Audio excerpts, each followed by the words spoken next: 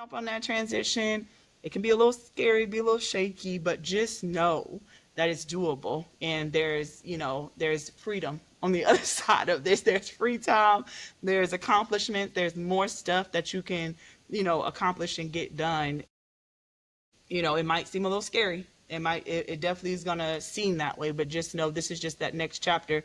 It's that next quarter, right? You think about how we play sports and we have the first quarter, second quarter, third quarter, right? We're just going into a different quarter and you got to start. It might not be 0-0, just depending on how you're feeling. The score might be a little lopsided, but get it back up. You might feel defeated in that transition, but just know that there is definitely greatness on the other side of it, as long as you commit to that transition and you use your resources. Don't go at it alone. There's definitely help.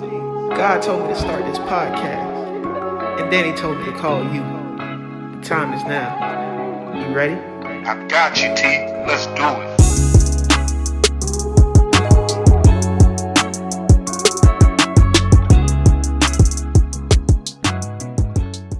Welcome, ladies, gents, and non-binary conforming folks, to another episode of the Mental Locker Room Podcast for the uninitiated.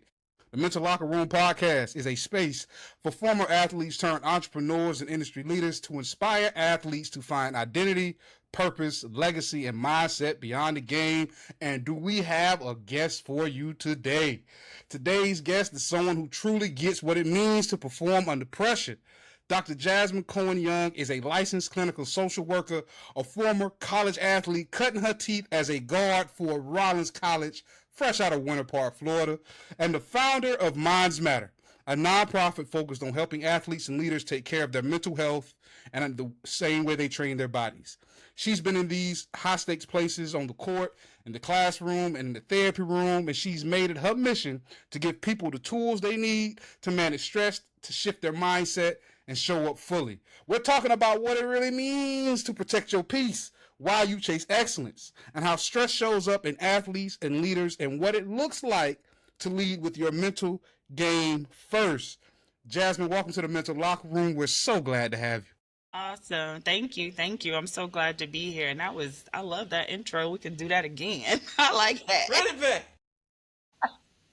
Ready back. What's up, Jasmine? Hey. What's up? Man, for those of you that don't know, Jasmine and I, we grew up playing basketball together since middle school, AAU, man. Yes.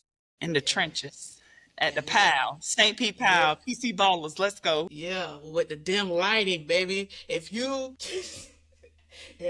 score when the lights ain't really on, you wasn't. That's how we all knew we was gonna make it, baby. Yeah, for sure. And don't forget that little divot in the floor, that little dip that was in the floor. Yeah, if you good. Yeah. You want hooping if you want there. Got the dip in the floor, ball ain't bouncing. You thought it was a little elf on the ground tripping you every 2 seconds. Yeah, baby. That was us. Hey. Straight out the... That was us. Yeah. And she is a honorary member of Lakewood High School, even though she went to Shortcrest. Shout out to Shortcrest. Yo, let's go. Shout out to the private school babies. I was just up the street, but I was at Lakewood. You couldn't tell me I didn't go to Lakewood, boy. I was there. I was there like first through fifth, how many periods? I was there the first half of the day. The second half of the day, I had to get on back to school. I hope my mama not watching this later, but yeah, all the good stories coming out. Yeah, go ahead, tell the truth. Yes. I wanted to be. Listen, I had a whole presentation to my parents. I wanted to be a Spartan, but they made me a Charger, so it's all good. Yeah, it's all good. Yeah, you turned out all right, and we still hanging out. Still hanging out to this day. See, man, they had me. Never again. They had me on a 7-day cruise. Oh, no. Ever. Oh, no. No. Don't sign me up. Next trip, Relax. Give me 4. I was good, man. We had a time. We had a time. We was relaxed. We took care of our mental health. We did all the fun, exciting things. Like 7 days is good, y'all. Don't let Tish fool y'all. Nah, it's good. I need y'all tips on how to be on the boat at all, because we went for our honeymoon, and I was in the room. They all did. Flat. I did wake up long enough to go to the casino, win 4 bands, lose 4,500 of them 4 bands at the casino. You No, ain't do it right. you didn't didn't do get it. us. Hey, I didn't tell. The rest of us was in the casino. See, we in there spending their money. Yeah. In, in a row, all of us. You ain't do it right. See, you I gotta did come with us. We'll show you how to do it. We'll Got show you. you. Look, Yeah. me and Jazz, man, you know Yeah. BC. I Yeah. go get a massage every month. So we Yeah. won this and that You one was while in I was there. on that boat, me and Jazz. Get a massage. Get a But massage. what y'all talking about? Self-care. Self-care.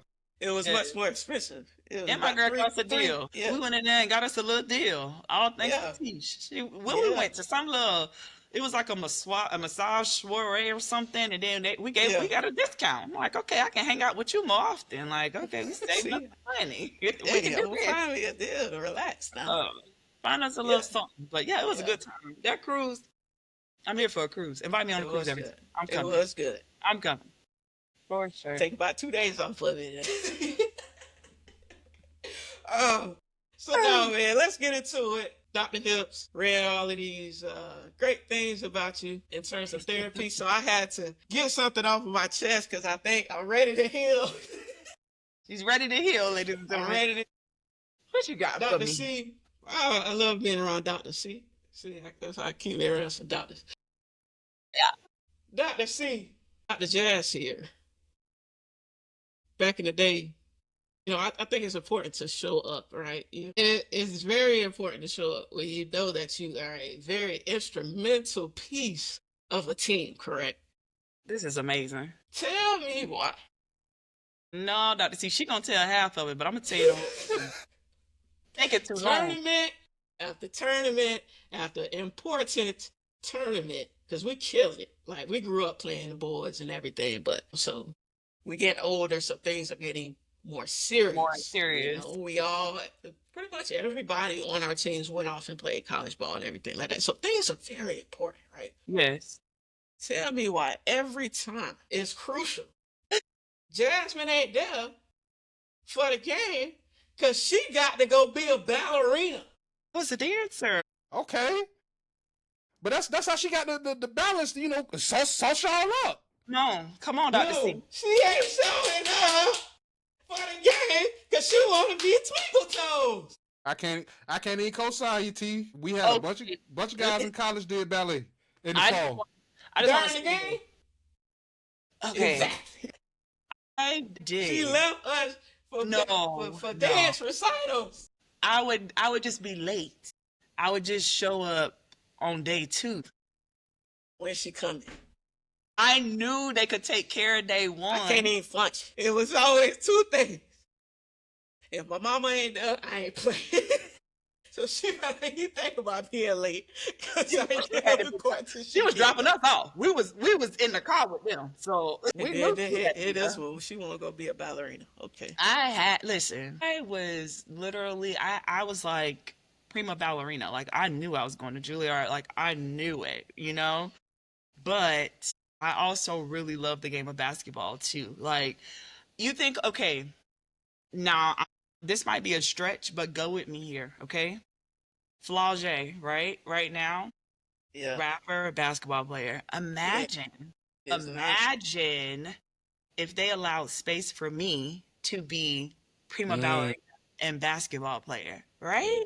Here we go. I'm just saying, I can Monkey tell Flaugier when it's basketball, it's basketball. Yeah. But I showed up. Yes, you did.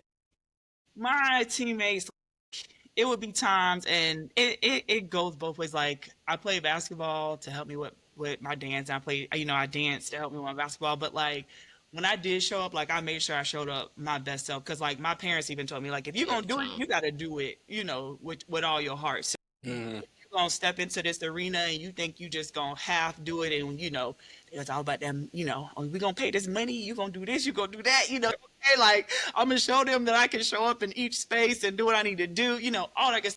my teammates, even my dance mates, like they would be like, "Hey, we thought you were coming to so and so." I'm like, "No, I actually have a basketball tournament that I'm getting on the other side He's too." our rebounder, man. Like I was gonna get them boards. They knew it. shot, Throw it up there. shot. I don't care. Yeah, Throw it up from half court. I seen your stats at Rollins. I see 14 reads. yeah, You know what I'm saying? yeah. You know, I knew my role, right? Everybody like, you know, you don't gotta be the scorer. You don't gotta be the scorer. You just throw it up there. I'm gonna go get it. I promise you that. Before Angel Reese, you was cleaning that glass. Jeez, come on now. I might be able to teach Angel something. Like, baby, you gotta hold There you it 2 seconds longer, and you're gonna get everything that come off the glass. But I'll call her later. I'm gonna call her later. Yeah. I'm gonna call her She, later. she I'm gonna let her know. she branding me bounds now. Yeah, I love it. I was right. I love it. Very much rebounds. But yeah. Teach, All she right, got so this yeah, one. no, still I ain't healed. We done talked about it. It's been how Don't many worry years? about it. Sign me up for the next session. Okay. Hey, make sure these billable hours, Dr. Jasmine, these billable hours. Send me that insurance when you're done. I got you. I got That's you. like that's like the person that stole something from you trying to help you find it. Find it. The worst kind of people. Like, what? It had what? Okay, let me help you. I got you. I'm gonna help you find it. No, yeah. She's not gonna let that. Listen, y'all. And it's, I think it's all about like accountability too. Like Tish, when you better show up, cause she ain't gonna have too much of it. She gonna go tell you to go sit down on the bench. Like she not going for nothing. You gotta show up your best self, and that's that's just a part of the game. That's just a part of who Tish was as our point guard and just the demeanor that she brought to the team. Like you had to show up. That was the bottom line. You can show up and you can show up and not play, or you can show up your best self and we rocking and rolling. But come on now. If your point guard telling you that, clearly she get it from the coach. You know what I'm saying? So everybody on the same page. Like you gotta show up. That's how we was. It wasn't. We probably had like 2 other female teams at the time when we were younger. More teams started developing as we got older. But when we started out as young as we did, we were playing against boys. Like we was playing against. We sent boys home crying out of the gym because they thought it was sweet. They thought, and little old me, it was me and like 2 other teammates. We loved to wear our ribbons and we had on lip gloss. Like, what are you talking about? Like, we coming in here our authentic selves and we finna hoop. Yep, you finna get this work. And they didn't like it. They didn't like none of it. They didn't like none of it. Yes. We had refs that weren't even on our side. No. They didn't like it us. was crazy. They didn't like to see us showing up in our gold and black socks. Yeah. They didn't like it, but we had a time. Shout out to the PC Ballers, Very Coach much so. Dora, Yes. Coach Tamika, Auntie Tuli. Yes. Shout out to our coaches, man, and everybody that opened up a space for us to thrive. Always. Yes. Vista, Wildwood, Powell, everybody. Shout out to St. Pete, man. Very much. So yeah, Jazz, you've experienced it on both sides. You've been a collegiate athlete, and now transitioning to the other side where you are a licensed, certified social worker and therapist in a space that works with athletes. Yes. Is that something that a space that you always knew you wanted to be in, or how was that transition for you? So I didn't know about the field of like sports social work per se. I didn't learn about it until probably like around COVID time. So you think about the space that athletes were in during COVID, it was kind of like at the peak of like postseason play. Like we're going into tournament play, and a lot of athletes, they experience like their seasons just kind of get ripped away from them. And it was at that time where I was like, dang, like I'm a therapist. Like, how can I, cross this over and, try to help some of these athletes? At that time, I was living in Kansas. Most people, my cousin Barry Brown, he played at K-State. So just kind of seeing how some of those athletes were coming into a center that I worked at in Kansas, trying to seek, therapy. They were just trying to figure out a way forward. So I'm like, man, like this has to be something out there has to be specific to this field. I know about sports psychologists, but like, can I do this as a social worker? Like that was my whole take. Like, do I need to go back to school? Like, what is it that I need to do? So little old me, I thought I'd discover something. I always think I got this genius idea, 3 a.m. can't sleep. You like, oh, I done found something here. Like, I got this. So good old trustworthy Google, I put in like social work and like athletes and sports.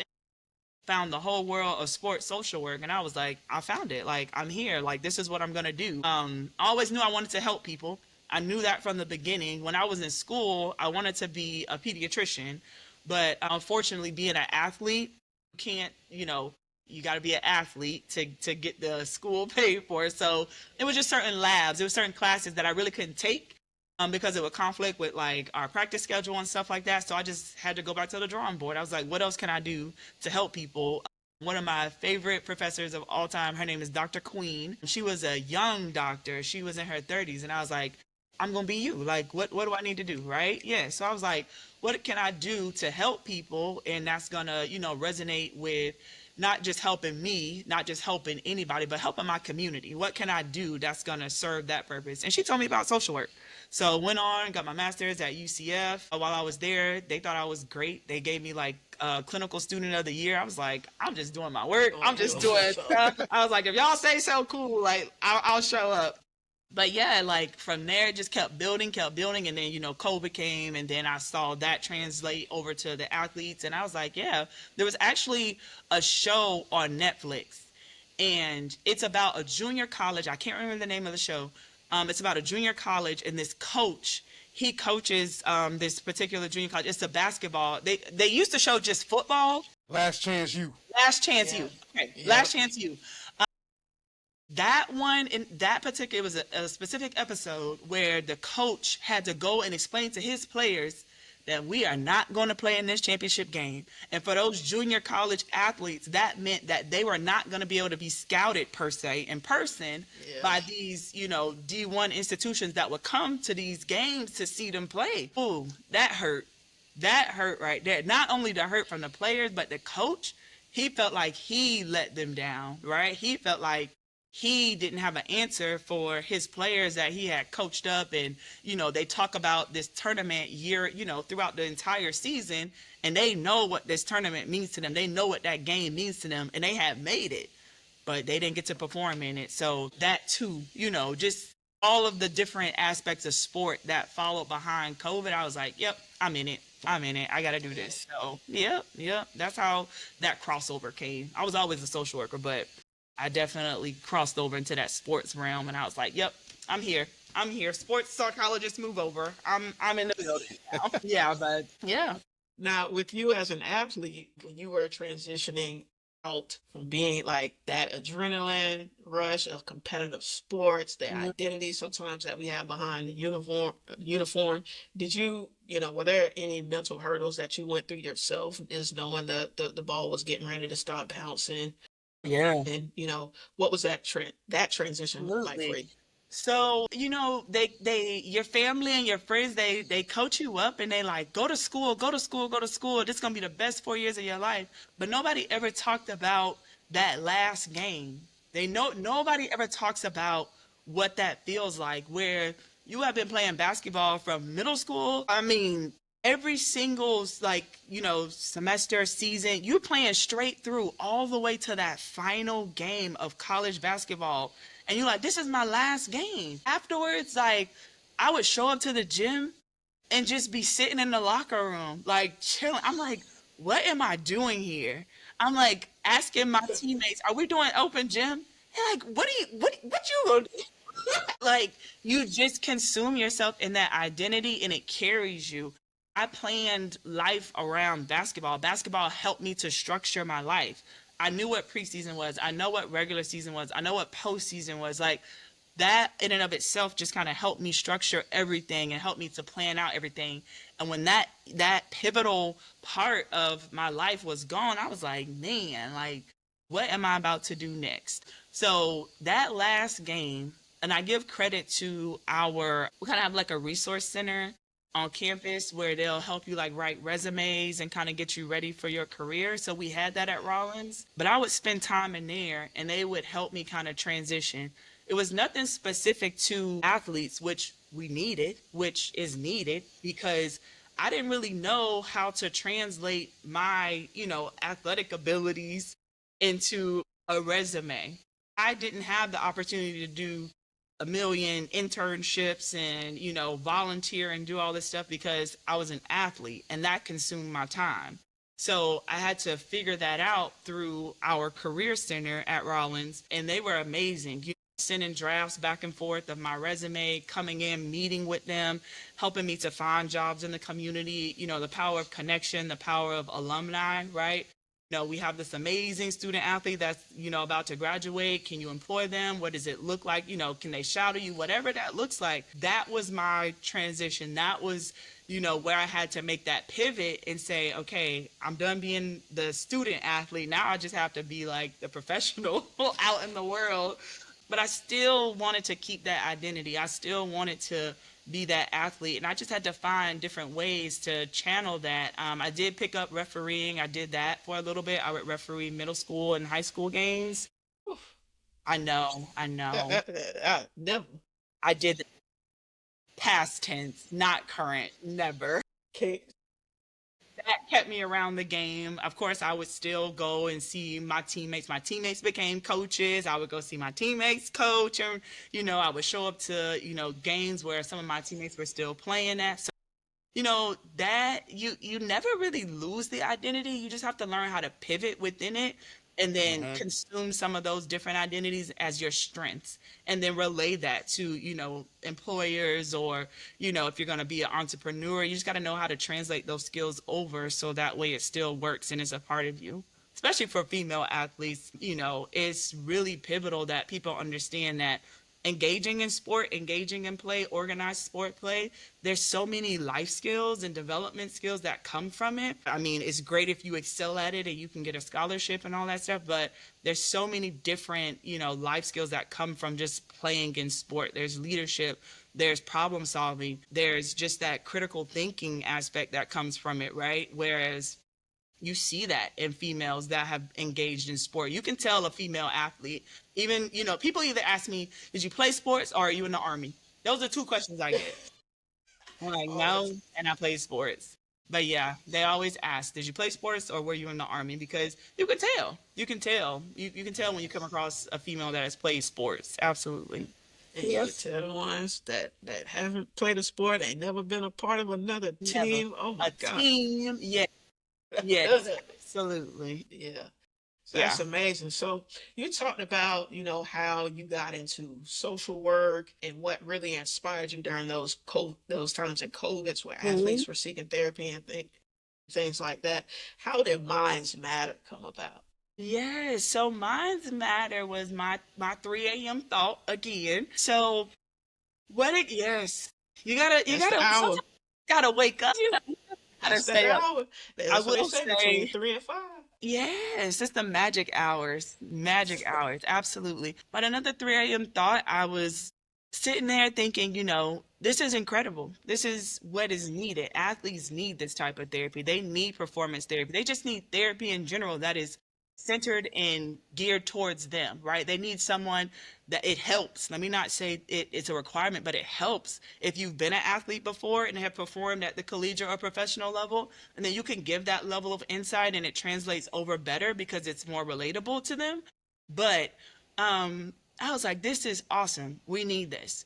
But then I kept thinking and I said, my community needs this. Our athletes of color need this. Imagine if we had someone that could come in and talk to us and teach us how to quiet our minds, that can teach us how to channel our anxieties, that can teach us how to perform when we have these blocks, right? Where there's times where you going down, you can't hit a basket, I just want to get out. How do you work through that?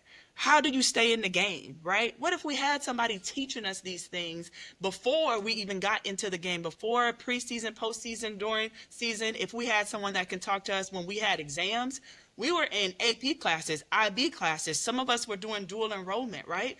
We weren't just your typical student athletes. We were performing and excelling, well beyond our counterparts, our other peers across the world. Absolutely. Because that was the expectation of us. We couldn't just take a little regular class.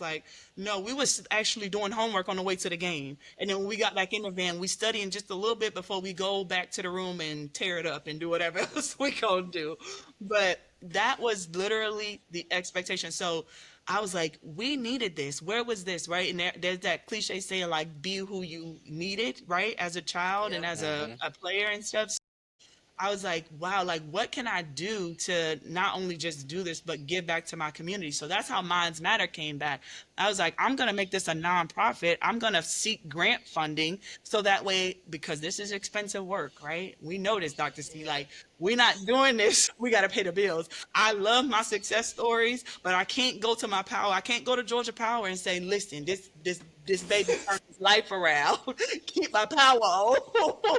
Like, and yeah, because they gonna be like, that's great, but where's your, 60 for this power bill, right? So I was like, I need to make this accessible and I need to make this sustainable for our Black and brown athletes so that way they can, receive the therapies and I can, build programs, make it sustainable so that way we can all benefit from this. Our athletes, they excel on the field, on the court, wrestling, swimming. I don't care what the sport is. We excel in that. But we also know what it means to be of color living in the United States of America. It's tough. Even as a child and adolescent, it's tough. So sometimes, we need that extra support and it's not always accessible to us. It can be very costly. Even when you do have insurance, it can be costly because there's co-pays. And then your insurance says, well, guess what? You do have this benefit, but you only get 5 or 10 sessions for the whole year. That does not make it accessible for everybody. So that's how Minds Matter came in. I was like, I'm going to do this. I'm going to create it as a nonprofit so that way we can seek funding. If parents can pay, that's awesome. But if they can't, then we do have grant funding that can supplement the cost of this. And that way we can help build our athletes up and make them even more powerful, extraordinary, perform better, and just be able to take care of their minds and their bodies. Because I feel like that's the most important part. We can't just be these powerful, strong, athletes going out there wrecking stuff. And then when we get off the field, we losing it. We can't function outside of just that identity of being an athlete. We got to be able to perform and excel beyond that. That's how Minds Matter came about. Again, that magic time, 3 a.m. Yeah. Yes. Yeah. Y'all heard it here, man. If you wake up at 3 a.m., write that thing down. You have to write those thoughts down. That's me. I keep a journal right there on my nightstand. So Absolutely. if I get up 3 a.m., I'm writing it down. Absolutely. I tell people all the time, if somebody can get into my iPad, that is probably full. You're going to be very wealthy. I'm going to say that. If you get into my iPad and you can get into my notes, you'll be a very wealthy person if you follow what's in there. Yeah. Hey, that Dr. C know about my notes. I sent him my notes when we first started all of this, and he took all of my notes that were just ideas and things like that and formed and put it to things life. that we're putting out into the world now. And so, hey, wake up early in the morning, write that stuff down, whether it's in your journal, your notes, iPad, whatever it is. Mm-hmm. Me, C knows I'm totally into recording. I was about to say. Phone. It's all transcribed. I just talk right into it, baby. Yeah, we know about transcribing that I can't hear in the airport. Hey, see. Sound like you whisper. I ain't forgetting nothing. I don't forget nothing no more because I'm just going to record in the moment. She couldn't hear. I'm out of town at a conference. I'm like, ooh, that made me think of Jasmine. We need her for that. Like, and we could blow my matters up. And I go to talking. I'm excited trying to get it out. She couldn't hear nothing. I said, Tisha is saying something very important. I literally played it so many times. I said, I pray she remembers what she said to me because I couldn't hear anything. I remember it because we're gonna have some people join the wait list. Okay. In a few episodes or so. But yeah, Jazz, we gonna chat it up because you just mentioned it and you ain't even know that you mentioned it. Okay. Where we're talking about how like we need programs and things out there specifically for athletes when it comes to career, finding a career, doing a job search, doing interview prep, doing resume writing, all of those things that are specific to athletes. And so yeah, man, I ain't gonna say what the name of the academy is because people be stealing. People do be stealing. People be stealing. Yes. Stop taking people's stuff. You need to cite it. If you're gonna borrow it, tell people where you got it from. APA 7 preferably. Thank you. And make sure we get that affiliate as well. If you're gonna steal our deal, that's all I'm saying. Yeah, make sure I get a cut. Yeah. But matter of fact, how about this? See, just go ahead and drop one. We'll create a link. If you are an athlete that is transitioning and you are looking for a platform that is going to help you in terms of coaching, whether it's confidence or figuring out how to navigate life after sports with resume writing, interview prep, whatever it is, just go ahead and join our wait list for our academy and we'll get that information out to you. Hey, you can find that in the description. Let's go. Go ahead, Definitely. see. Yeah, I'm about to say, man, this is good gems. I was going to say, you got me started doing the voice notes No, because I used to write raps back when I was doing my struggle rap thing in college like everybody else. here we go. I wrote my raps in notes, so now that's what the ideas go in the quotes. Okay, Caligo waves. Nah, that's gone. That's a skill I done lost. I can still write poetry. I can't write raps no more. That ain't even where I'm at no more. That's Sadly not it. enough. That's hilarious. You know, when you were sharing how Minds Matter came to be, Dr. Jasmine, you mentioned a lot about the athletes. You know, I feel like the beautiful thing when I was digging deeper into Minds Matter is that one is evidence based, which again, the scholar in me loves evidence based. You talking about therapy, something I had never heard of called psychoeducation. Yeah. Right, and mental performance, but it's not just athletes you're talking to. You also do this work for coaches and parents. So could you explain to the listeners how these methods are specifically designed to deal with stressors that each group is going to face and how differentiating helps them get better results? For sure. So you think about the athlete themselves, right? They're the performer, right? So in an athlete's, purview and their perspective, they'll have different seasons. So I always do preseason, regular season, postseason. In there, you will have points of high stressors, right? We got tests, we got transitions, we might have injuries, we might have different teammates, we might have team dynamics that we have to work through, right? So when we think about the athlete, that's the perspective I take on that. Now, when we think about the parents, I always say, how can you best help your athlete? What can you be doing as the parent to better prepare your athlete? What are the conversations you can be having? What are the foods that you can be preparing? What is the advocating that you can be doing on behalf of your athlete, right? I had a father, my dad, he played football at Tulane, so he knew what it meant to be a student athlete. My mom, she's just very brilliant and she's a very great writer, right? And she excelled academically, so like two different parents here, right? But my dad knew what it took to be a student athlete. My mom just knew what it took to be a student. So I had that perspective. But as a parent, you want to know what it takes to truly build up your athlete, to truly advocate for them, to truly be on their team so that way they can excel. Now, whether that is navigating, that transition from each level of play. So if we're going from middle school to high school to college, sometimes we do college to professional. If it is looking at if your student athlete comes up against an injury, right? How can I support my athlete in that? How can I advocate for them to still be a part of the team? I had that recently where a parent was like, unfortunately, my athlete is not performing. And then the coach is now saying, they're not, they're no good for them at this point. No. They still can be a part of the team because once they heal and they come back, you're going to want them to be a part of this team. So keep them engaged. So there's that aspect of it, how we help the parents. And then my good old beautiful coaches that I love so much, I love my coaches because all I want them to do is coach. Yeah, keep your hands up there. All I want them to do is coach. That's all I want them to do is coach. So I want them to understand what it means to build a team around them so that way they can just focus on the coaching, but then they can also have other helpful players around them.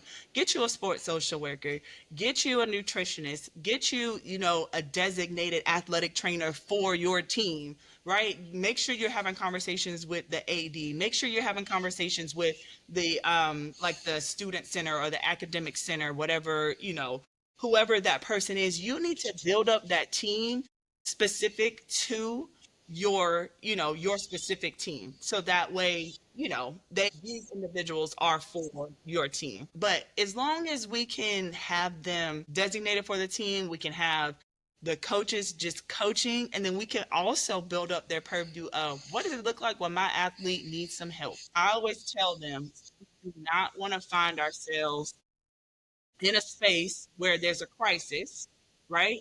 And we aren't equipped to deal with the crisis. You need Yeah. to know what it looks like when your athlete is burnt out. You need to know what it sounds like when your athlete is tired, when there's a mental injury. We know what it looks like when there's a physical injury. But what does that look like when there's a mental injury? How does that look? How does that sound? And what is it that you can do? We need to also, it's leg work, but that's why I tell people, hire me. I'm here for this. You can basically build up a resource guide for your team annually because your community, your on campus mental health providers or your on campus, what's like student center or mental health, they can't see everybody. Mm-hmm. They can't see everybody, right? So, what does that look like? How do you build more providers around your team in the community? So, if you have an incident, you have a crisis, how can you, in turn, get them seen very quickly so we can avoid this entire crisis? If it's doable, let's build the plan. Let's get those connections. Let's, if there's like contracts, whatever, we can build that up. That's what I do for the coaches. So each lane is different. Each lane, like you said, has some evidence behind it. We know what works best. We know how to, set these systems up so that way they run flawlessly. But we need to make sure that this is in place in all three lanes. The athletes need to know, the parents need to know, the coaches need to know. We need to know how we can set these systems up so that way everything runs flawlessly for each of these clients, right? For each of my clients that I have listed. So everybody's lane's a little different, but it all comes full circle. And we want to just help the athlete. And all those three systems, if I may, right, are connected to that athlete. So if we build up those systems, then that athlete now has all the resources. They know that they have the support, so that way they can excel. That's the lanes in and of itself. That's how they all kind of connect and go forward with each other. So I love the fact that you are focusing on the ecosystem that supports the athlete, right? That the athlete needs something different. Mom and them can support as well. They're gonna need some different tools. And the coach is going to need a different mindset, right? A Yeah, different way of framing yeah, how they support. And you got something for everybody, right? absolutely. And I think that's important as we talk about. Sometimes we can get too either caught up in just X's and O's or the game itself. Right. And everybody needs to be thinking about, as T so eloquently puts, why when the ball stop bouncing. That can't just be on the athlete to shoulder that burden. Everybody should be thinking about that. The coach that's been getting them to bounce the ball Mhm. should probably be invested on what's going to happen to them after they stop bouncing the ball for them. Yes.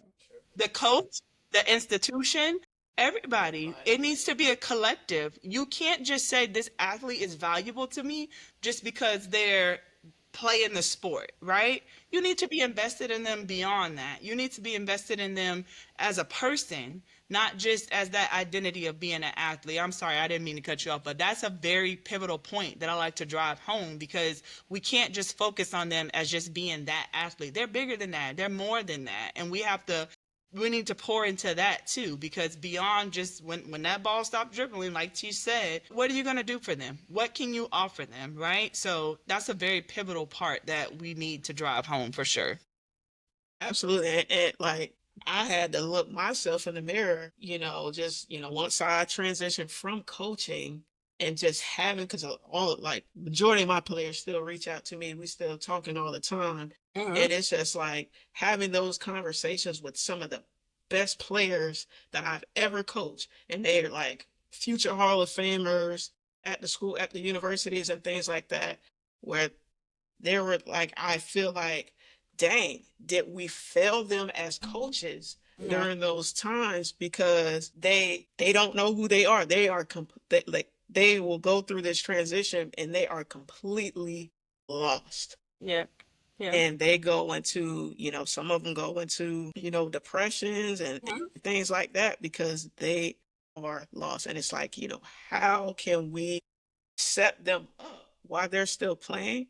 So it makes that transition just a little bit easier. I think it's going to be tough either way, Right. because you're Right. losing a hard part, but it's just like, how can we get together as coaches and do the work way early on For sure. because yes, it's important to win games, but life is like life. That's 4 years. Yep. And nowadays it's 1 year. Boy, that Yeah. Porter something else, nigga.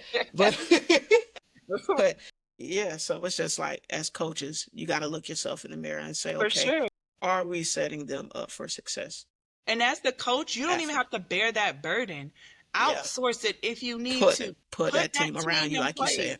Yeah. Yes, you don't have to bear that. You don't have to figure out in your busy schedule of schedules, because I know y'all are running around doing a million and one things too. Yeah. Yeah. Figure out a way to build up that team so they're still getting that information. They're still getting all of that, important information. So when they do have to make that transition, like you said, you don't feel like, dang, I let this athlete down. No, build up that team around you and outsource it. Give it to other people. Delegate it. I need you to Exactly. work with the athletes on this. I need you to work with athletes on that. Find people in your community that they can talk to, and Good you know, people. yes, absolutely vet them. Vet them. Please talk to them first. Good people. Yes, absolutely. Absolutely. So yeah, Jazz, I've seen it on both sides when it comes to confidence, where there are players that they were not confident on the court, so they didn't necessarily perform how they wanted to perform. And so when they're done playing, that lack of confidence carries on into their real life. And then I've seen it on the other side as well, where they were super confident on the court and their entire identity was basketball. Like they eat, sleep, breathe it 24/7. So they confident they're putting in the work, but then when it's time to transition and they're not playing anymore, they are not confident in anything else in life. What are some things where how can they rewrite the narrative of their worth, Yes. once they're done playing, where Right. it's not all about the performance. Right. Absolutely. I tell my athletes, even my high performing executives that I see, because I open up the practice not only to just athletes, but those that sit in like high positions, have high stressful jobs, because that's what it boils down to, is the level of stress that you endure that is, Yeah. probably exceeds the amount of just like a normal typical person.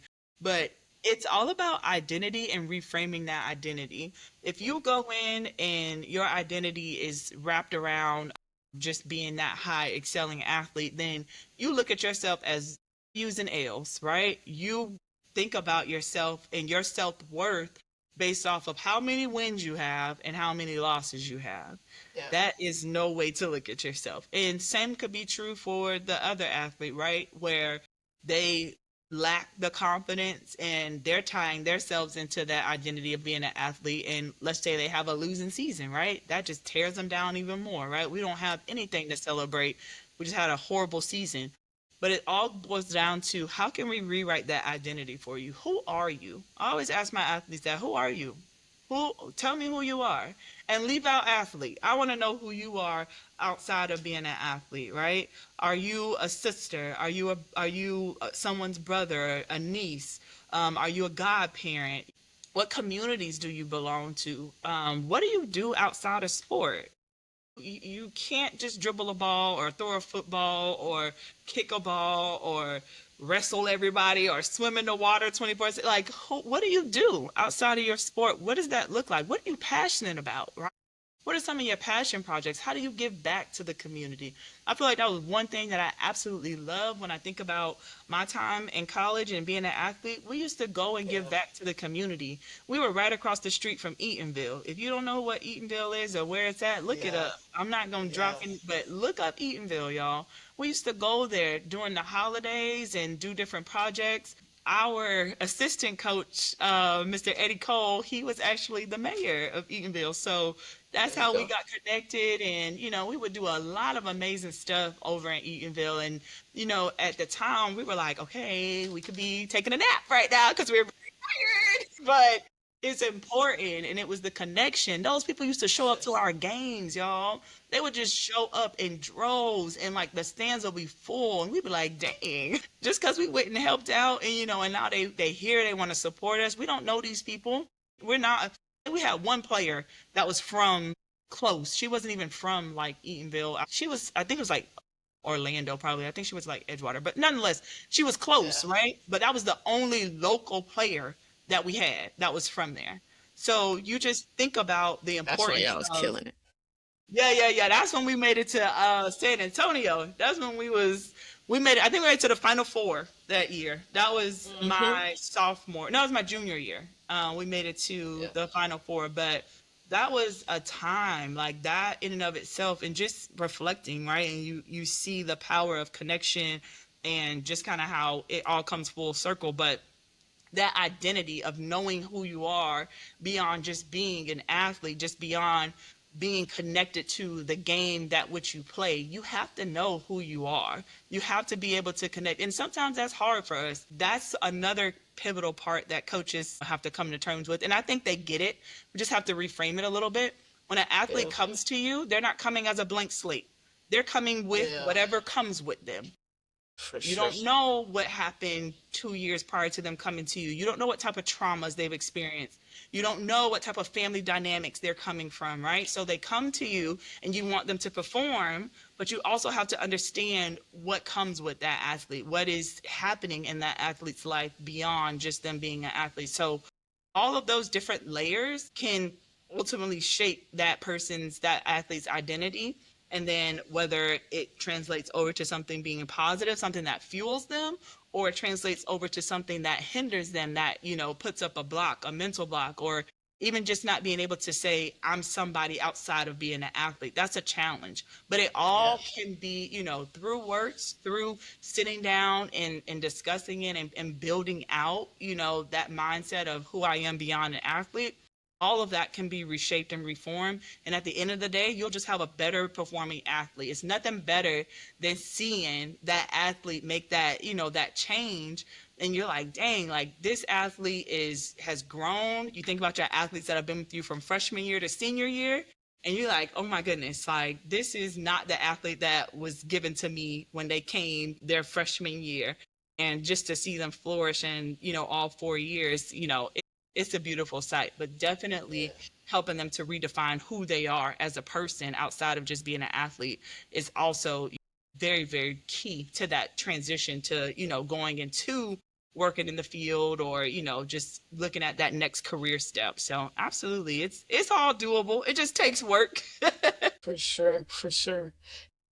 And with that, like, because clearly the mental health of an athlete, it can transition into their day-to-day life for a very long time afterwards. So what are your thoughts on some of the things that that we grew up on? It's clearly still in the game now, whatever sport. There's some of the language that is used, like get on the Yeah. line, or calling, line touching suicides. What are your thoughts on those things and the psychological impact that it could have on some athletes? Yeah, I think now that we know better, we got to do better. I think although it shouldn't have been that way, mental health just wasn't talked about. I can remember my first job was working at a hospital, and I was a behavioral health tech. I never knew that there were like wings in a hospital for individuals to go and seek mental health care. I always thought they were like these standalone institutions and, just kind of the stuff you see in movies. I didn't know until I was educated about it. I didn't know until I actually went to school.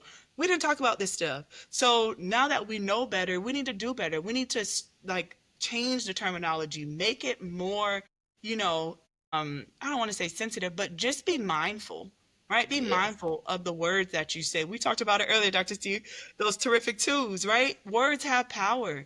You want to make sure that you are using language that empowers and speaks Yeah. life and brings forth the best energy and the best efforts from your players. I always like laugh because our coaches were hard on us, but I don't think and I'm speaking from my experience, I never got pushed to the point where I didn't love the sport. And I think part of it too was My parents, they definitely did a good job with allowing me to, balance having time for the sport. And then also we had like family vacations. We would have like off time and stuff like that. Just giving my mind and my body time to rest and recuperate. I didn't just have to push through and just keep going, keep going, keep going. It felt like it, but we had fun in the midst of doing everything that we did. It was still fun. It felt like fun. So, like I said earlier, once you know better, you have to do better. If, running, walking, whatever, there's different ways to condition now. We don't just have to go run 50 miles a day just to say that we're in shape. There's more science out there. There's more technology out there. There's better ways to actually condition your body to preserve your body, where you don't have to hit the pavement, where you can do things that will, lessen the impact on your joints and, just sustain your mobility as an athlete, prevent injuries. There's so much out there. And if you're going to say that you're a coach, you need to invest in that knowledge and go out there and see what the new science is saying, see what the better ways to condition and to, train up your athletes are, because you can't just maintain at the, oh, this is how we used to do it. Yeah, it might have worked then, but, times have changed, athletes have changed, perspectives have changed, and people want to do what's most current. They want to know what the new technology is. I wish we had a massage gun back in the day. Maybe we wouldn't be so sore. You know what I'm saying? Just a little something. Like Yeah. the little compression sleeves. You know what I'm like? Yeah, they got it real. All they had for us was the ice bath. You better get your butt in that ice bath. You have, and listen, and don't even have a little temperature gauge hanging off the side so we know really. No, how cold it is. Just jump in. And we just wonder why we sick. Just sleep the next day. Nose running. You like, what's wrong with you? You like, you had me in that ice bath for 10 minutes. It was -5. Like, goodness. But yes, it's definitely, you have to invest in your craft. People say it all the time. You have to invest in your craft. You can't just say, if I wanted to, look at how previous therapists did it, they just sat on the couch. Now, my office is everything but an office with a couch and a chair. I'm going into gyms. I'm in locker rooms. I'm on the field. I am everywhere but an office space, right? I have an office space, but that's not traditional anymore. That doesn't serve the people. That doesn't truly go to the roots of what social work is, which is truly going into your community and being impactful. And everybody's community, who you serve, what your population is different. It looks different. But you still have to be able to say, I can meet my community where they are. I'm not afraid to go into my community and say, this is what I do. I'm here to serve you. I'm here if you need me. Sometimes, we got some ambivalence, some people ready, some people not ready, but you just got to let people know that you're around and that, you have the resources, you have the tools. And when they're ready, they'll tap you. They'll come back to you and say, this is what we need. This is how we need it. And you just got to be ready to serve. You got to be ready to give back to the people. But yeah, that, I think for the most part, doing better, right? Yeah. Knowing the correct terms. Name it something different. Name it something you want to name it. Be trendy. I don't care what you do something. Go run, right? I don't care. You see these 3 terms? Touch them. You got what they used to give us, 50 seconds, 40, 20 seconds. Yeah, I'm gonna die. Tell them to go get them steps in. Go get them steps in. You know what that means. Go get them in. Yeah. And we got to stop us because we went through some of this stuff with our coaches and stuff. And we look back and be like, I don't even know. Like, coach done got soft. No, coach didn't get soft. Coach is adapting. Absolutely. To this new generation of athletes, because ain't no way, like, I'd be like, yeah, coach, that's still okay to be having them jump in the pool 4, 5 in the morning and it's 30 degrees outside. No, would I do it? Yeah. So they asked him, would you do? Yes, I did it. I did it. But no, I'm not gonna keep saying it. Yeah. So yeah. No, yeah. Yep. I was thinking as you were sharing about folks adapting. And I think one of the things that we have realized as a society is that athletes are the only people that are in high stakes situations, right? And you, with your work in business, as well as education, you've seen this manifest in other ways in other industries. So how would you say we all could benefit from the same mental training that athletes undergo if you are in a high stakes situation? Yes, pressure. Come on now, we all have to perform. If you have found your way in a high stake, job, or you found yourself working your way up the ranks and now you're responsible for other individuals, I always tie the connection to, and a lot of people they forget about it, but I can't because it's very close to near to my heart. But we think about our servicemen and women, right? My husband's active duty, so I revere them as athletes too. But you think about as you move up in rank, you are now responsible for more individuals. You are responsible now for more than just yourself. Whether that is, a squad lead, you might be over a battalion, brigade, whatever. Like as you go up in rank, your responsibilities grow. Same thing for us in the civilian sector. As you move up in your jobs and in your roles, you become more responsible for not only just yourself in the roles that you take on, but also you become more responsible for other individuals. So with that comes more anxieties. There comes more emotion. There's the emotions of others that you now have to take on and help them deal with, their day-to-days, and helping them and coaching them up, helping them to understand that, you can get through this. I'm here to support you. These are the other supports that we may have, right? But everybody deals with mental health in some capacity, some form. Some people just deal with it better. But in every single step of your life, every single step of your career, you will have some sort of emotional, connection that comes with it. And again, if you're excelling, you're handling it well, you're functioning well, that's fine, that's great. But there are some people that just need a little help. And that doesn't mean that they're not fit for the job. That doesn't mean that they can't excel at the job. They are just vulnerable enough and understand, right? That I just need some extra insight. I need some extra help. I need some extra coping strategies or some different, business strategies on how to manage my team, how to help them deal with their emotions. I know, Tish, you talk about going in and talking with high level execs and helping them to just strategize and be able to function better, right? So same concept, but from a mental health perspective.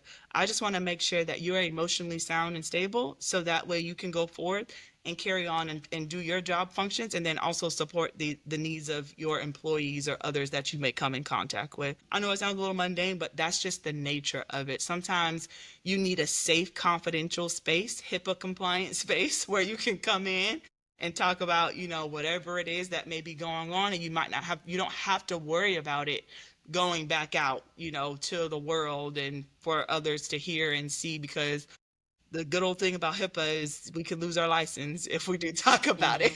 Mm-hmm. Yeah. So it's just another safe space to come into and be vulnerable and understand that we're here to help you, not to discredit you or make you feel like you shouldn't be in that job or that role, right? Because when you're in those high stakes, you're around other, high functioning individuals, those other business partners and things. If you show any ounce of, per se, quote unquote, weakness, right? Then they're like sharks. They coming after you. Mm-hmm. So you just need a safe space. If you need somebody that you can come and connect with and just kind of decompress and, talk about a few things, get things back on track with your mind, your emotions, your ability to function. That's what I do. That's amazing. And I'm saying you just talked about it like you help. You work with the military, your husband serves. And I've seen it whether it's any profession, so whether it's the military or retired police officers, just like athletes, they are connected to this uniform. Like that is their identity for a very long time. And so when they retire, they remove themselves from the things. I've seen police officers, just because that adrenaline is going and going and going all the time, when they retire, they have a heart attack. Or, military veterans, they'll go into a deep depression when it's all over because they're so attached to their profession and that uniform. So when they take it off, it's just like they feel naked. Absolutely. In a sense. So what are some preventative measures that people in these types of professions that they can take, so when they do retire and they remove themselves and they're transitioning into the next season of their life, they don't feel that nakedness, in a sense? Absolutely. So being in those types of roles, we kind of remain in that fight or flight stance, right? Where that adrenaline is going, and it can have long-term negative effects on the body, your physical body, even your mental health. If you stay in that high stake, high thinking, always on the go, having to think and be, vigilant, you got to have eyes behind your head, just the whole 9 years. If you're doing that day in and day out, day in and day out, that is actually no way to live. That is very, very harmful to the body. So on a day-to-day basis, to prevent those harmful long-term effects of it, we have to find time to decompress. I don't care if for every regular 8-hour shift, you need to be giving yourself an hour. I don't care if you break up in 30 minutes. You need to be finding times where you can sit down, you can engage in some type of mindfulness behavior, or you just need to be taking time where you can feel safe and you can decompress. If you need to go do some yoga, if you need to go take a walk, if you need to take your uniform off, and I know most times most police officers, they won't live where they serve. Safety. Yeah, no. Yeah. So you just need to find a space, find time, find individuals that you can surround yourself with and be yourself, being vulnerable, not have to be at that high level of, just hyper vigilance and overthinking and, just being stressed out day in and day out. That's no way to live. Use your PTO. Listen, Yes. you Praise gotta God. use your PTO. If it's there, use it. If it's there, use it. It's there. What's going to happen if you're not there? They're going to find somebody else. As sad as it's to say, we saw a very tragic accident. I don't want to say accident. It was an intentional act of violence against a very high stake employee of a insurance company, right? They lost their lives. Not even a week later, their job was posted. A CEO, right? Yeah. Take your PTO. If you're not there, they will find somebody to do the job. So take your PTO. If it's there, use it. Don't ever feel compelled to, overwork yourself. There's no award for being the most exhausted. It just doesn't exist. They don't give you awards for overextending yourself or always raising your hand. What they'll do is just keep feeding you work. So take that how you want to, but use your PTO. I used to be very strategic on how I use my PTO. If it was a holiday weekend, put me a time on the front and the back end, because now I got more time off, right? I'll see y'all in a week. I know we're but I'm going to see y'all in a week, though, because I'm going to take my time. I'm And gonna if you need me, don't need me. don't. Please don't. Because there are other individuals here that are just as qualified, probably even more qualified. Call them. Like, don't call me. Please don't call me. Use your PTO, take time out throughout your day, and then also boundaries. If you're at work, you're at work. If you are not at work, don't call me. Don't call me. I worked nights. I used to work nights for a very long time. I made sure that all of my documentation, all of my notes, any and everything that you needed was going to be accessible to you by the time I got off from work. Because when I'm off, do not call me. I will clock back in at 1600, and that's when we can resume our conversations. But outside of that, you can't call me. You can't. You actually don't pay me for 24-hour access. So if you actually need me, you might want to call me probably when you're off, but I'm on, because that's just kind of how it's got to work.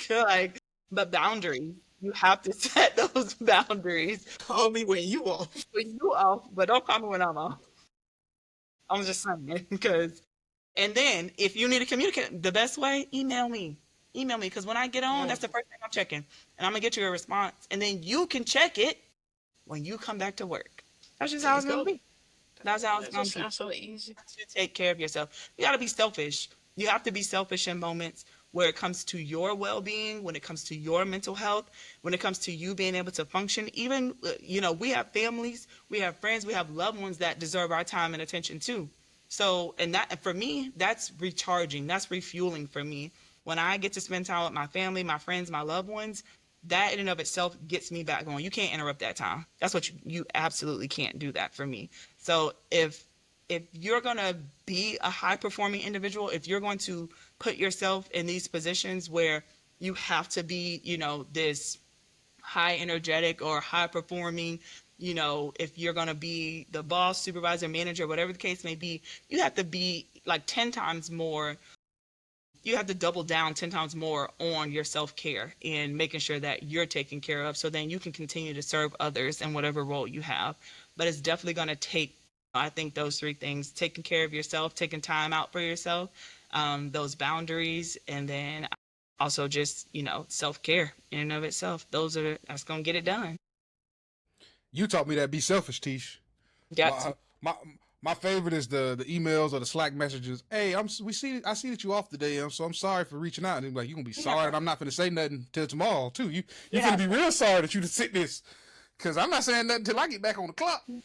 No. I used to put my work email on my phones. No. I'll see it when I get to work. I don't have one notification on my phone. Can't even notify me. Nope. No, we know. Phone on do not disturb. We know. Hey, No. phone on do not. You won't even. You can't even disturb me if Oh, you but I try. was like, no, I ain't gonna do that because I ain't gonna disturb nobody else. I want nobody to disturb my peace, So I get it. In the words of Tish, a non-answer is an answer. It is answer, okay? A non-answer, I ain't pick up the phone and let you know something. And that's just what it is. You can take it how you want it, but you have to just respect the space. You got to respect. You have to understand that we are people Got too. to. I talk to people for a living every single day. That's how I get paid. When I am home, if I don't want to talk, like I don't want to talk. I just start sending the little battery emoji to be red. Yes, I love that. They need an empty cup emoji. Yeah. I'm trying to fill back up. Yeah. I like that. I like that recharge. I like that battery one. I'm gonna take that That's one. it. I'm gonna start sending it out. I'm gonna steal that too. I need that. I need that. But then I'm still replying to you, and that just don't sit right with me. I don't want to send you nothing. I don't want to send you nothing because if ain't nobody dying, why you calling me? And also because of the work I do, if somebody is dying, you should not be calling me. You should not be calling me. That's not what you should be doing. Yeah. I thank you, Dr. Jasmine, though, because Tisha's question was talking about, the work you do with the service members and other men and women in uniform. I feel like you gave 3 very practical ways for anybody trying not to burn out. What, them boundaries? Yeah. Heavy on the boundaries, Heavy right? on the boundaries. Self-care, got to, because we, as black folks, sometimes are sold a myth that you got to work twice as hard. And it's like, no, I'm going to just be twice as smart about how I work. There you go. I'm not trying to be in the ground early, though. No, Ain't not doing at it. all. Not at all. Got kids that love me. So, Right. thinking about mindz.matter, right? You really done created something special, Dr. Jasmine, right? Whether it be the therapy, the research that you're able to do, the supervising and paying forward of other folks who are looking to do what you do. Mm-hmm. What does it mean for you to leave a legacy? And how do you stay grounded as you grow this work to help even more athletes and professional communities? Yeah, absolutely. So legacy is like really big in my family, from both sides. So I want to leave a legacy not only for my children, but I also want to leave a legacy for the world. I just want people to know that if you do good in this world, most people have the perspective that, good will come back to you. If you put out good energy, if you show that, there are still kind-hearted, good people out here that are wanting to help and not at the cost of, their firstborn child. Because, just sustaining life can be very expensive. Cost of living is going up everywhere, right? But I want people to just know that you can still live. You can thrive in life, and it doesn't have to cost you, a whole bunch of money, or it doesn't have to cost you, your sanity or anything. So if anything, that's the legacy I want to leave behind for the world. And then the legacy for my kids is more so just understanding that, it takes work. It takes hard work. Nothing's going to be handed to you. You have to go out and make spaces for yourself. You have to be able to put your best foot forward, and then you'll reap the benefits of putting your best foot forward, but also understanding that, like, and I love Princess and the Frog, but like Tiana said, you can't just wish upon that star. You have to put some work and some effort behind those wishes and those dreams. And as long as you put forth that effort, mama gonna meet you wherever you at, right? If you need resources, if you need, connections, whatever that's gonna look like for my babies, like I'm gonna be that for them. And because that's what my parents were for us. We weren't the richest, right? But we weren't the poorest either. So we definitely made do with what we had. And that's how I got to where I'm at. I am nowhere without my parents, without my community, without my friends, without my faith, right? I understand that all of those working together is what got me here. So same is going to be true for my children. And as far as, how the world is shifting today, right? Everything is changing, constantly changing. There's a lot of scary times for a lot of people. I still want people to understand that we can do good in the midst of everything that's going on right now. We don't have to turn into what, the world says that we should be right now. We should be angry. We should be upset. We should be burning down the city and doing this and all that. No, we still have to live. We can live. We can show strength and prosperity despite of. And unfortunately, is it going to be hard? Sure, absolutely. But if we all band together and we support each other, we get back to our true roots of community and sustainment and helping each other, and I feel like we'll all be fine. I feel like we'll all be able to prosper and grow and continue our legacies and build new legacies. And I think it just all comes full circle when just you all inviting me here today, right? I knew Teach knows you, right? Like, I just feel like this is just a very powerful moment, a very powerful talk that we're having, simply just because of the different purviews that we all have, the different perspectives, how we're able to come together and just talk about mental health and how we can transform the world and help other people, right? All just comes full circle in any and everything that I find myself in, right? I just always bring it back to just, to the base of who I am. And I just want to help people. That's just it. As simple as that. I just want to help people. And I feel like that legacy is going to flourish and bloom within my children. I hope they play sports, but if they don't, that's fine. I mean, I told them, I said, just do something where, like, I can yell, like, don't just like. Why never mind. What? She sent that picture and she took that baby to dance class. You already know. She had fun. She didn't have fun baby at her dance recital. She did so good.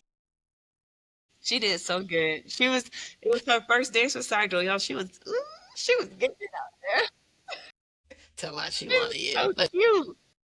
She was too cute. But for real, Jazz, that's just who you are. That's who you are. That's who you were raised to be. I remember when I moved to Virginia 3 years ago, and just one day I had 15 to 20 Amazon boxes at my front door just to prepare for when it does get cold, because she know I ain't. I said, you're gonna need a blanket, you're gonna need pocket warmers, you're gonna need a heater, because I lived in Kansas. I lived in Kansas the last 6 years, so I knew what she was up against. Yeah, man. So yeah, she's been, just somebody that's very valuable to me in my life. And you show up all the time. And so I don't know, I had a tantrum. She told me no for the first time when we went on a cruise a few months ago. She told me no, and I about had a fit because she had never. No.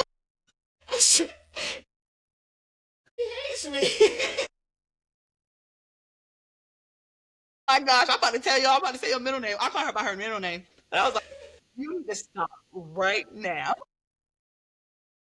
I don't even remember what it was. What was it? She lost it. I was sleepy. I think I asked you to, because we were just sleeping in a suite for that night, so I was asking you to help me make the bed or something like that. Yeah, I said no. He said no, but eventually it got done. And who helped? Don't worry about it. I ain't gonna tell you business. Can't even keep your foot down if you want to. I appreciate you though. So for the college athlete, the one that is approaching, their junior, senior season, it's all it's creeping up, and they can see it, want to relish those last few moments for sure. But what would you tell them about what comes next in terms of life after sports? A lot of free time. Free time that you don't know what to do with. You don't even know whether to go to sleep, go run a mile, or study. You don't know. But oh my God, that's for real. Once you navigate that new free time and you get back in touch with who you are, even if you do like being in the library or studying, right, you might find a new love for like reading. I always encourage my patients to read. There's new education, there's new life, there's new worlds in reading that you can just stumble upon. But nonetheless, you find out something that you love to do, that'll fill your free time. But also, don't be afraid to ask for help in those transitions, in those periods, because it can be scary. It can be scary. Tap into those resources, know what's available to you. That was a really big thing that my dad used to always, he thought he had all the answers, but nonetheless, he wouldn't know, like, go to your student advisor, go to the career center, go to these places on campus, because you also get to leverage you being a student athlete. You get to say, competed. I played for this school. I was a student athlete here. What can you all do for me now that I'm about to, depart and be a professional out there? There's alumni out there that will hire you. There are people out there that will support you simply because you attended this school. And then also, don't be afraid to go back to your coaches and say, this is what I'm struggling with. How can you help me? Because they might have resources and connections too. So if you're coming up on that transition, it can be a little scary, be a little shaky, but just know that it's doable. And there's freedom on the other side of this. There's free time, there's accomplishment, there's more stuff that you can, accomplish and get done. It might seem a little scary. It definitely is gonna seem that way, but just know this is just that next chapter. It's that next quarter, right? You think about how we play sports, and we have the first quarter, second quarter, third quarter, right? We're just going into a different quarter, and you got to start. It might not be 0-0, just depending on how you're feeling. The score might be a little lopsided, but get it back up. You might feel defeated in that transition, but just know that there is definitely greatness on the other side of it, as long as you commit to that transition and you use your resources. Don't go at it alone. There's definitely help out there. For sure. So, Jazz, you are a wife, you're a mother, and you are still balancing all of that with changing the world at the Yes. same time. What's next for Dr. Jazz and What Mind's is Matter? next? Okay, so a few things. More research. I straddle the fence. I call it like pracademics. One of my instructors used that term, right? Yeah. Check out that. So I straddle the fence with like being in practice. Yes, yes, yes. Being in practice and then also remaining in academics. So more research as it relates to athletes. You think about NIL, you think about all the stressors that athletes have to encounter in just being a student athlete, but then also looking at referee mental health, Mm, because whether we realize it or not, they are athletes too. They have to run up and down those fields, but they yeah, also, they yeah, getting it too. they are. They are. I saw a referee out there one time. He was running faster than the play was. I'm like, you about to leave the players. Like, you gotta slow down out there. But they are experiencing a lot, not only just from the players, but the parents, the coaches. Referees have to deal with a lot, and then they still have to remain objective enough to call the game. That takes a talent, right? Because you say one wrong thing to me, I'm gonna have listen. I don't know how you gonna win. I knew that was a path. I done been down some paths. That was not Yes, one. yes, Because yes. I be in So them stands. you hear Because me? Lil Johnny ain't even that good. Why he back? Ash. Right, Ash. And if I like that player right now, ain't Right. no foul. She Ain't got to stay in one. the game. He got to. So it's the same thing. They deal with stuff too. Referees deal with it too. Also, building out programming. So right now we live in Savannah, Georgia. So building out programming where we can help athletes here in our underserved communities, high schools and middle schools. Made some really great connections. So we'll be building out programming where we can help their athletes, their student athletes, helping them to understand about sober play, right? Because unfortunately, some of our athletes do not believe that marijuana is a drug, and it definitely inhibits their play. And also, it increases their chance of injury, whether they want to realize it or not. So, talking about sober play, talking about fueling the body, right? As mundane and simple as it sounds, sometimes our children don't have access to it, right? So we just eat out of vending machines, or what they're serving in the cafeteria doesn't truly sustain an athlete that's about to play in a couple hours, right? So what does that look like from a district level? How can we help build up those healthy choices? And then also, so we got sober play, healthy play, and then sports betting. Sports betting in youth and our youth athletes, it is on the rise, right? It's accessible. Our children have cell phones, right? Just how I had a Facebook page when I was supposed to, but some of my friends didn't, right? Because they could just build a profile. And yeah. Dr. Jazz, Yeah. how are the kids Yeah, betting they ain't got no money? Oh, baby, we get oh, allowances now. And then you got to think about it. Some of they our, got it. some Hey, of, I forgot they can get paid now. We had to. You Mhm. you would have been the NCAA would have strung you up by your ankles when we was playing if you was taking No. money.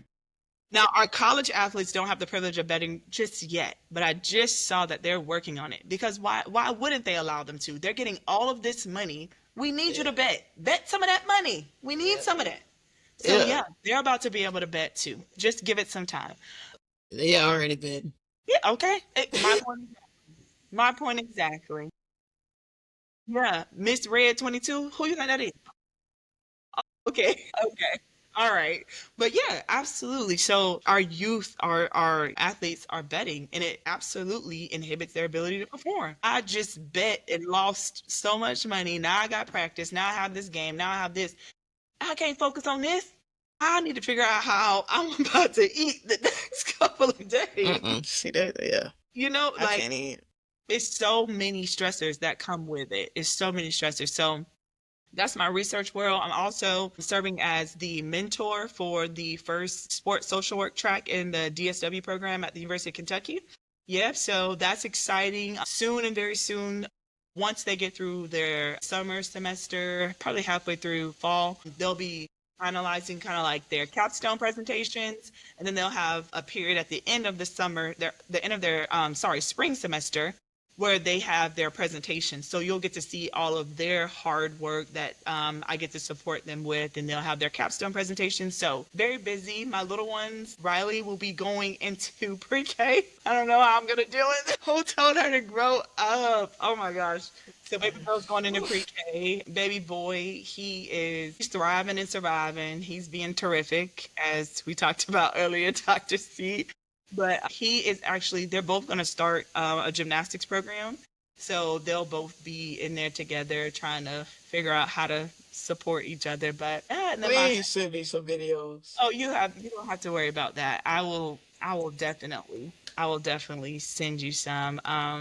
My husband, he's awesome. He's phenomenal. He's the reason why I get to do all this fun stuff, because although he does serve, he's active duty, but he definitely steps in and does his fair share of all the loving and taking care of. Yes, And he does. yes, I yes, say, yes. shout out Black Dads. We out here doing it. We out here doing Yeah. it. Absolutely. But yes, so I don't ever want people to think that like I'll do all this by myself and I'm just this one man, one woman show. Absolutely not. My parents just left from up here. My parents live in Florida, but they literally just left this morning at 10 a.m. Because they come up here yesterday, had an event, so they came up. It's 4th of July weekend, right? But it takes a village, even when your babies are 18 plus, right? I'm not gonna tell the world I'm 21 in case everybody wants to know, but it just takes Hey, a she done been village. Even 21 beyond. times. Hey, women only turn 2 ages at a certain point. 18 That's and right. 21. That's it. 21.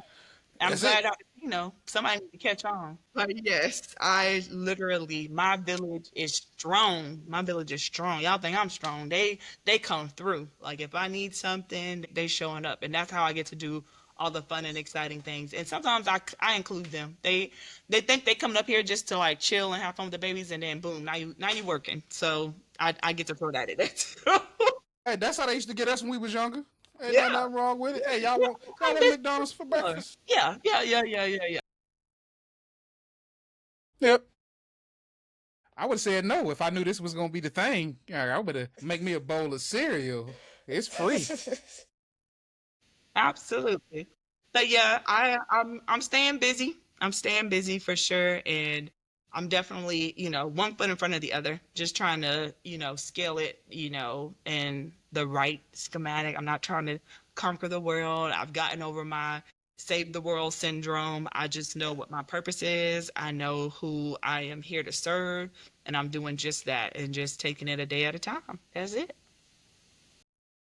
And we love to hear you're busy. You're booked and busy. Great. You got ideas Yes. that are flowing 3 a.m. and beyond. Yes. So for the folks who've been listening, they like, dang, she seems like somebody I need to connect with online. I need to see what she's working on. Where can people find you on social media? Where can they Absolutely. find your research? And the big one, if they want to book a consultation, how do they reach you? Absolutely. So I am on Instagram. You can find me at mindz, mindz.matter, matter. You can also find me on my website, mindz.matter.org. You can definitely, if you want to book a consultation, there is a link on there. You can come and chat with me. My phone number is listed on there, all my contact information. If you are not really sure what direction you want to go in and you're just having, some issues, book the consultation. I'll let you know. I'll let you know if we're a good fit. One thing about me, I will never hold on to a client and just to say I have a client. Like, I'm going to make sure that this is going to work out and you're going to get benefit from it. If not, I have a team around me. I have people, right? I can send you to the right people.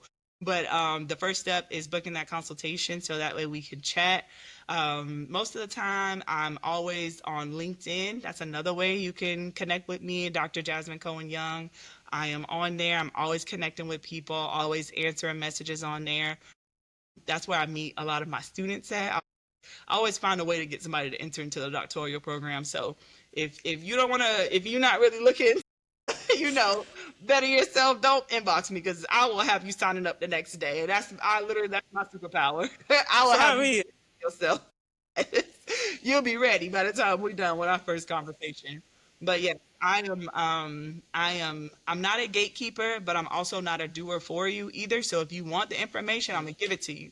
But you're gonna have to push through them doors. You're gonna have to make sure that you execute. But I'm gonna give it to you. I absolutely will. So yeah, feel free, contact me, connect with me. I am always accessible, except when my boundaries are up, and you'll know that because you won't get a response.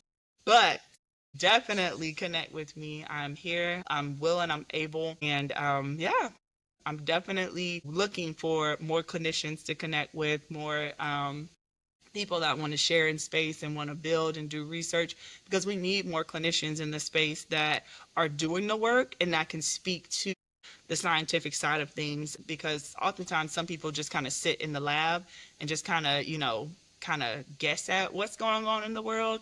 The best insight comes from those that are doing the work. So I just want to throw that out there. If you are interested in the science space and you're not really sure how to get into it or what that looks like, please connect with me. I'll be more than willing to share. Yeah. Hey, and all of those links that Dr. Jasmine just told us about, you seen one flash across the screen for her website. You're going to be able to find all of them in the description, as well as a link to her back to school drive.